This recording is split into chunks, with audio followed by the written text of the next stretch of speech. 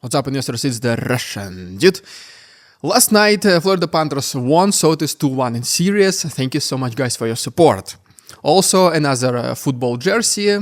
Please let me know down below in the comments if you know which team is this. Another competition for you. But okay, now let's get back to the actual video. Another week, another meltdown in the Russian propaganda circus. This time, the Z-aligned influencers and propagandists are tearing out their hair, or whatever is left of it, over Ukraine's latest drone strike operation Pavutyna, Spiderweb, which turned a chunk of Russia's strategic bomber fleet into smoking scrap metal. And yes, I know that it happened like 10 days ago, but the Z propaganda still cannot get enough of it and cannot stop pointing fingers. What followed was a cacophony of rage, denial, death threats, and nuclear fantasies, proof once again that the Kremlin's keyboard warriors are not just losing the plot, they're setting it on fire. Speaking about the Kremlin, by the way, this time even this sacred for them place was asked to take responsibility. From televised punishment fantasies to full-blown war hysteria and impotent rants about the Ministry of Defense, the pro-war community went full head on. And all of this panic reveals something deeper. Not just military incompetence, but a maturing belief that the system is collapsing under the weight of its own delusions. These bloggers are not just angry, they are afraid. Afraid of the truth that has been scratching at the door for years. That the empire that they worship is nothing but delusions and empty promises. And when that smoke clears, there is nothing heroic left to look at. Just bureaucracy, rusted jets, and a state-owned media complex too drunk on its own vodka to realize the house is already burning. So today, let's talk about this volcanic tantrum, the hysteria it triggered among Russian propagandists, and what it tells us about the slow, embarrassing disintegration of Putin's war machine.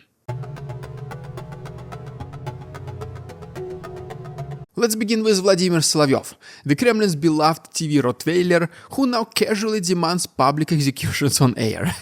I'm not even kidding. After a short video surfaced online, allegedly filmed by a conscript during the Ukrainian strike on Russian bombers and showing consequences, basically planes on fire, Solovyov exploded into one of his classic rage-fueled breakdowns. "Stupid coward! Such a stupid coward!" he screamed, live on state television. And this is me trying to use good words here not to get banned on this platform. But shouting was not enough this time. Solovyov demanded the conscript be executed by firing squad.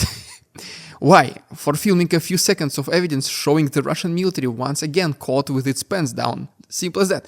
Simple, nothing more. Just 5 seconds of showing burning planes equals death sentence in Solovyov's playbook. According to Solovyov, this traitorous teen deserves to be eliminated in front of his comrades. And not just him, he extended his hit list to truck drivers, who might have unknowingly helped transport these drones. So yes, we have reached the point where delivering a shipping container is punishable by death as well. As if some poor trucker knew his trailer had a drone destined to obliterate a Tu-95, I don't know. But logic has never been Solovyov's strong suit. He operates on pure rage and vodka fumes. His audience, carefully cultivated over decades of propaganda and hatred, eats everything he says. Because nothing distracts from the military humiliation quite like ritualistic call for blood. But here is what really sickening. This was not an isolated incident. Solovyov has been normalizing state violence for years, gradually desensitizing the public to executions, torture and repression. He is not ranting in a basement, he is doing it on national TV with state backing, on the biggest channel during prime time. And when the country's most famous Z propagandist casually suggests executing teenagers, it's not just a media problem anymore, it's a moral collapse. It's the barometric proof that the Kremlin's war is not just being lost on the battlefield, it is being lost in the soul of the nation. And as always, somebody responsible has to be found beyond the immediate suspect. This teenager was just a temporary distraction, since he was the one who filmed and published the video. Because after the initial hysteria has passed, the Z propaganda started demanding accountability from the least expected, at least for them, place. From the Kremlin itself. Let's talk about it right now. And then there is the rest of the pro-war echo chamber, where the mood swung wildly from apocalyptic rage to nihilistic sarcasm. Some demanded nukes on Kiev, others floated the idea of eliminating 500 Ukrainian POWs on camera. Yes, that is the depth of moral decay once again we're talking about. One faction of Z bloggers wept over the loss of strategic bombers, practically salivating to the idea of vengeance, while another laughed it off like it was a scene from some tragic comedy. The Rusich group, for example, those charming neo-Nazi degenerates, mocked the entire thing. Good riddance to the old flying machines, they said. They not even said, they smirked. And then proposed reassigning the bomber pilots as foot soldiers in the mid-grinder assault, saying that we lack personnel, well, there is no more planes, so let them fight. And let's not pretend this crowd is harmless. These are not just edgy teens with Telegram channels. These are the same lunatics who once advocated for chemical attacks and genocide as valid military strategies. And now, as the reality of the battlefield losses losses hits them, their response is to fantasize about eliminating more prisoners and torching even more cities. Because that's all literally they have left. The myth is dying, the war is not going well, so what is their solution?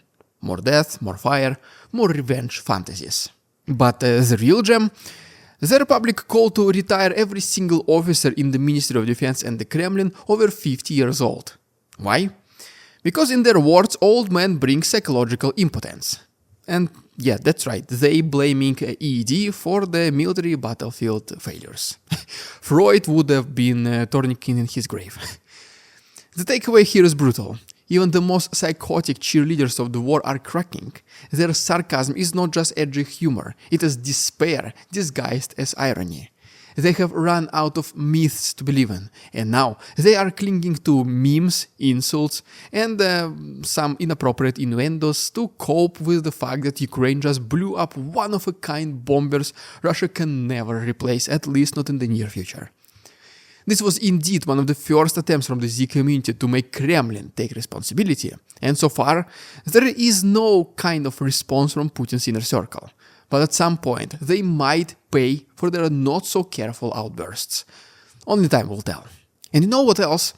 It's not just the planes they lost, it's their sense of invincibility.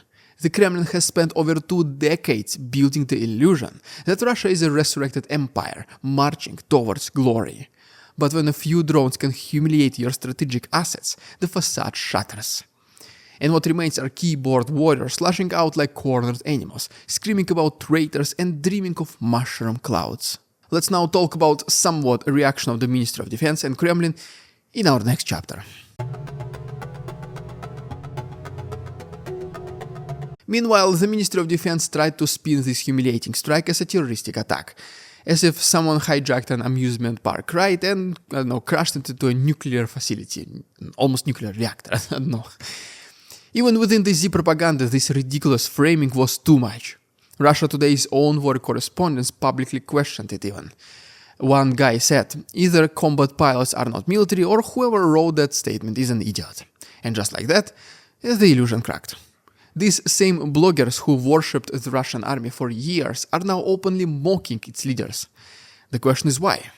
Because they are starting to realize what everyone else already knew, that the entire structure is built on lies, theft, and incompetence. It is almost like witnessing a toddler trying to say first words. You kinda know it's coming, it's going to happen at some point, but when it truly does, you feel pride and that finally it happened. But you expected it anyways. Propaganda is shocked that there is no backup fleet. Propaganda is shocked that Russia cannot replace the lost bombers. Shocked that the intelligence services failed again. Shocked that the same generals who lose battles keep getting promoted. It is even kinda adorable in a tragic way, I guess, because none of this is new. The corruption has always been there. The lies have always been obvious, but these bloggers choose to ignore it for years. Because it was convenient. Because it helped them sell their fantasy, because it showed the Kremlin their unconditional loyalty, that they were ready to believe in nonsense and even to renounce the facts. And yet, they still refuse to fully connect the dots, believe it or not. still believe that some grand reckoning is coming, that Putin will clean the house, that traitors will be hanged, and that the Red Army will rise again. They believe this because the alternative that the system is beyond saving is just too horrifying to accept, so they lash out, not just at Ukraine, but at reality itself. They yell, scream, threaten, meme, and even wet themselves over fantasies of genocide because it's easier than admitting defeat. They will see themselves in graves first before admitting that they are the bad guys here. They remind me of some kind of, gamblers on their last chip, betting everything on the final hand, even though the dealer has already cashed out. They do not want reform, they want revenge. They do not want victory, they want blood, because blood, at least in their twisted fantasies, feels like some sort of control.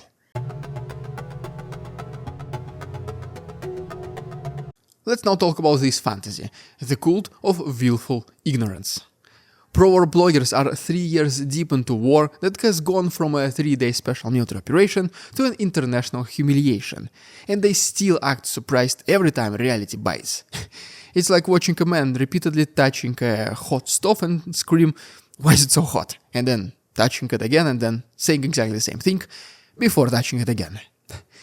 They were stunned when the Crimean bridge got attacked, twice, then 3 times. They will still act surprised in the future. They were stunned when generals were eliminated with scooters.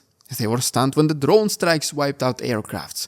And every time it's the same routine. Disbelief, rage, denial, rinse and repeat. They act like tourists in their own country, utterly bewildered that a nation built on decades of theft, decay and repression would produce a dysfunctional war machine. How did it happen, they ask. I don't know. They are the only ones surprised that intelligence agencies fail, that soldiers die in meat grinders, that drones bypass defenses. Everyone else, especially the victims of Russian imperialism, saw these collapse coming years ago. But the bloggers, they still believe. Believe in what, you might ask? I don't know, in magic, in saviors, in Stalin's ghost rising from the grave to sort things out and helping Putin, whispering assistance to his ear. I don't know, things like this. They chant for anti-traitor squads, dream of executions, and pray for a fantasy reboot of the entire empire. And yet not a single real reform has taken place. The same people stay in power, the same screw-ups are repeated, the same blood is spilled, the same excuses are made. And they still wait. Like cultists on a mountain top waiting for an alien god to descend and make everything alright. But the aliens are not coming. Who is going to be act surprising there here? The empire is crumbling, and every hysterical post, every death threat, every Solovyov meltdown is just another nail in the coffin. The coffin that has been in the making by Putin for the last quarter of the century. If you haven't done so already, guys, please subscribe to my channel for more videos like this. If you wish to support my work, there are links down below, for example my Patreon, where you can see additional chapter at the end of every single episode. Once again, the link is down below. The proceeds are incredibly helpful to make the channel stay independent. Thanks so much for watching. See you tomorrow. We won't succumb to their tricks, the facade they try to sell, their twisted words and feeble claims on us all they cannot quell. We see through their lies, their feeble attempts to sway. We do not believe in